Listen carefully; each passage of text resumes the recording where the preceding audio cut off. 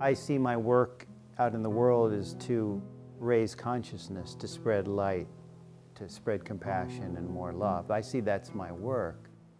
But awareness is the beginning, and that is, oh, I'm suffering. Is there any freedom from that? Be curious about that. And yes, there is. I mean, there's many people out in the world these days that can show you a path, a way, an exploration. And then once awareness happens, the power of awareness is once you have awareness, you have choice. Before you're automatic. Without awareness, you have no choice. Oh, I'm just suffering, suffering, suffering, suffering, suffering. Oh, who's doing the suffering? Oh, that's me. Huh. Maybe there's another me. Maybe there's another possibility. So the liberation comes from the moment of awareness, and you make a choice to, I want to see if there's some other way. And once you make that choice, matter of fact, I think once you make that choice, your whole life changes. Because it starts unfolding in a different way, because you are no longer a product of the world. You take responsibility. You go, hey, I could do something about this. I could set myself free. It's curious, I find it curious that not many people seem that interested in freedom. And I don't know if it's because they don't know it's possible for them. They're so programmed to be kind of, oh, I'm just trapped, poor me. Because there's a heck of a lot of trapped, poor me thinking that goes on in the world. And if you watch the nightly news, you'd probably be suicidal about that kind of stuff. I don't watch the nightly.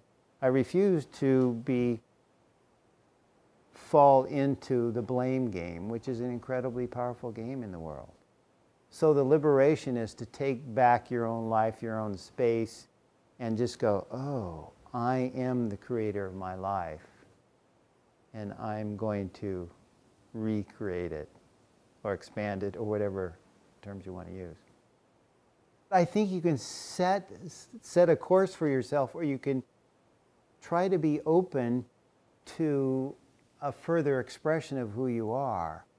And then that might arise a much greater expression. Most people live in this little story about this wide, about here I came from, da da da da da. And really our story is like that. You could live like this all the time, but you keep on going back to, well, this happened and this happened and this happened, so you stay stuck there. So if you move that out, maybe you start slow and move it out to like, oh yeah, I could breathe and settle down instead of worry for this moment. Well, that would be a massive difference for somebody who normally spins in their anxiety. Or depression, for example, a lot of people stay depressed because they focus on what they're depressed about. I mean, wow. I mean, anything you put your attention on, that's one thing I know as a mental health professional, anything you put your attention on, it expands. If you focus on how bad your life is, then it's going to get worse. If you focus on blame and complain, blaming is a crap magnet. The more you blame, the more crap you attract to blame. So, I mean, really, do you have to live this? No. And so there's ways. There are proven ways that help people move further, like yoga, meditation, tai chi, breathing, mindfulness, all kinds of practice, that prayer, whatever works for you.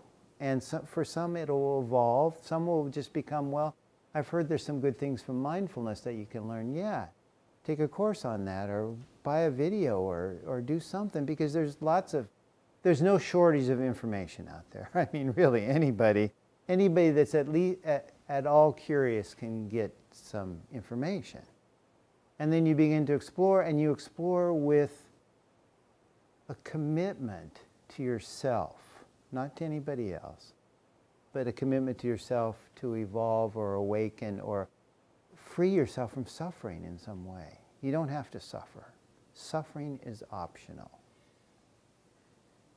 And you may be able to try to prove to me the exact reasons why you should be suffering. And the more that you try to prove those to me, the more you wire that suffering deeper. So I would rather cut that wire to the suffering, because in this moment you are totally free from any of that suffering. This moment is total liberation. It always is, if you show up here.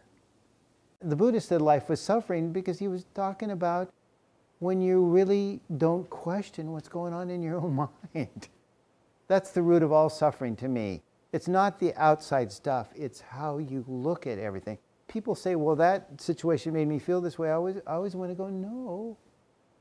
How you thought about it made you feel what you feel. Take responsibility. That's what I invite a lot of people to do, is how do you take responsibility for what's going on inside? No one makes you feel anything. If you get that, that's liberating in itself. Oh, if no one makes me feel like crap, then I'm probably the one in charge of that then. I need to do something about it. I do not have to live this way. I do not have to live in craphood. I could change it to something else.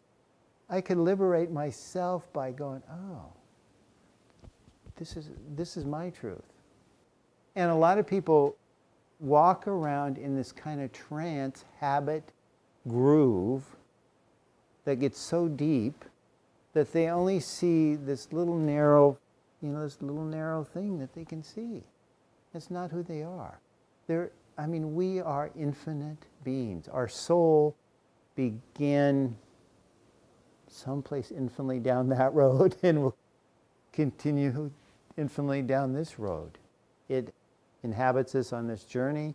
Whether you believe in lives and other lives, I don't know. It could be all happening at once. We could have multiple souls, a soul doing multiple bodies. I don't know the answers to any of that. But I do know that there's a part of us that is infinite and eternal. And to think that that part doesn't know everything that you need to know would be misguessing or misunderstanding the truth of your own nature.